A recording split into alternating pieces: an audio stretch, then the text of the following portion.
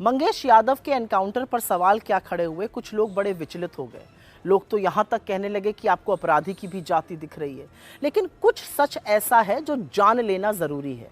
दिन था 28 अगस्त और दिन दिहाड़े सुल्तानपुर शहर में मशहूर सर्राफ भरत जी ज्वेलर्स के यहाँ करीब 1.5 करोड़ रुपए की लूट हुई।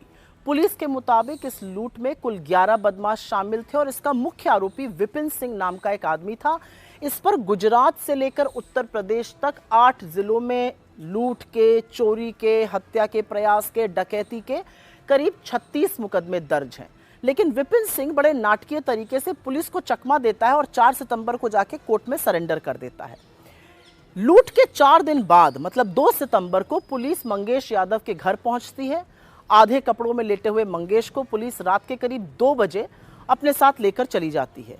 इसके 3 दिन बाद 2 को लेके गई, 3 दिन बाद 5 सितंबर की सुबह मंगेश को तथाकथित एनकाउंटर में मार दिया जाता है।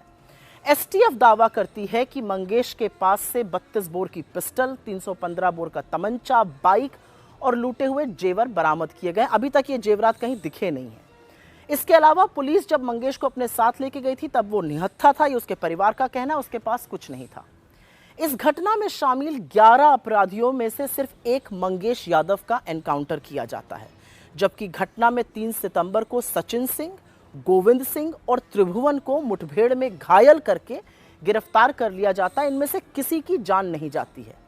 तो अगर पुलिस का इरादा मंगेश को जिंदा गिरफ्तार करने का होता तो पुलिस सिर्फ एक गोली मारकर उनको पकड़ सकती थी, जैसा इस मामले में 3 और अपराधियों के साथ किया गया। मगर एसटीएफ ने मंगेश को 4 गोलियां मारी और वो चारों गोलियां उसको पैर से ऊपर के हिस्से में मारी गईं। इस एनकाउंटर को जूता नहीं, चप्पल पहनकर अंजाम देने वाले यूपी एसटीएफ के सीओ धर्मेश कुमार शाही हैं, जो सब इंस्पेक्टर से सीओ बने हैं। 2019 में वो डिप्टी एसपी की रैंक पर प्रमोट हुए थे। ये वही शाही हैं जिन्होंने अभी तक करीब 50 से अधिक एनकाउंटर किए और इनके बहुत सारे एनकाउंटर पर सवाल खड़े हुए हैं। ये वही डीके शाही हैं जिनकी पत्नी रितु शाही बीजेपी की नेता हैं। हाल ही में वो उत्तर प्रदेश महिला आयोग की सदस्य नियुक्त की गई हैं और इसके साथ ही वो गोरखपुर क्षेत्र में बीजेपी महिला मोर्चा की क्षेत्रीय कोषाध्यक्ष भी हैं। तो ये बीजेपी से तार हो गए।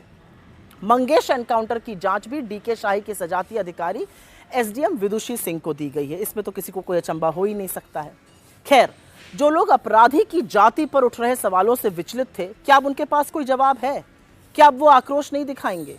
क्या अब उनको अन्याय नहीं दिखेगा? क्या अब वो ज्ञान नहीं देंगे? असलियत तो ये है कि आक्रोश दिखाने वाले लगभग सारे न्यूज रूम में दलितों, आदिवासियों और पिछड़ों का कोई प्रतिनिधित्व ही नहीं है। इक्का दुक्का कोई होगा तो वो कैमरा चलाता होगा, उसका ना शो की हेडलाइन से, ना न्यूज़पेपर की सुर्खी से, ना बनावटी आक्रोश से कोई लेना देना भी है। असलियत ये भी है कि आईना दिखाने पर बुरा लगना स्वाभाविक है, लेकिन सच से आखिर मुंह कब तक मोड़ा जाएगा? और कौन बताएगा कि 11 लोगों में एनकाउंटर सिर्फ मंगेश यादव का ही क्यों हुआ? कौन बताएगा कि डीके शाही के बीजेपी से जुड़े हुए तारों पर जवाब कौन देगा? कौन बताएगा कि चप्पल पहनकर एनकाउंटर कैसे किया जाता है?